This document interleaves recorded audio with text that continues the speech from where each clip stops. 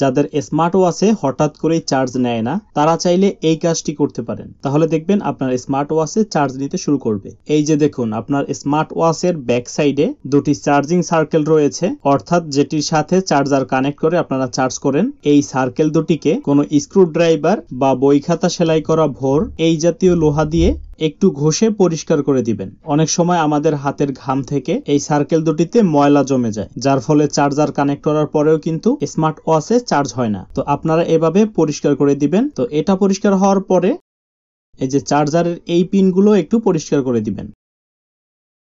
তারপর চার্জারটি লাগিয়ে চার্জে দিয়ে দেখতে পারেন, তাহলে দেখবেন চার্জ হচ্ছে। তো এভাবেই কিন্তু চাইলে আপনি আপনার স্মার্ট ওয়াচের চার্জিং প্রবলেম সলভ করতে পারেন। তো এভাবে যদি না হয় আরো একটি ওয়ে রয়েছে, সেটার ভিডিও আমি আই বাটনে দিয়ে রাখবো এবং ডেসক্রিপশন বক্সে দিয়ে রাখবো, সেখান থেকে দেখে সেটিও সমাধান করতে পারবেন। তো এই ছিল আজকের ভিডিও। এরকম ভিডিও পেতে আমাদের চ্যানেলটা অবশ্যই সাবস্ক্রাইব করে দিবেন। কোনো প্রশ্ন থাকলে কমেন্ট বক্সে জানাবেন এবং শেয়ার করবেন, আর ভিডিওটিতে অবশ্যই একটি লাইক দিয়ে দিবেন। ফিরছি নতুন কোনো ভিডিওতে। Till then take care.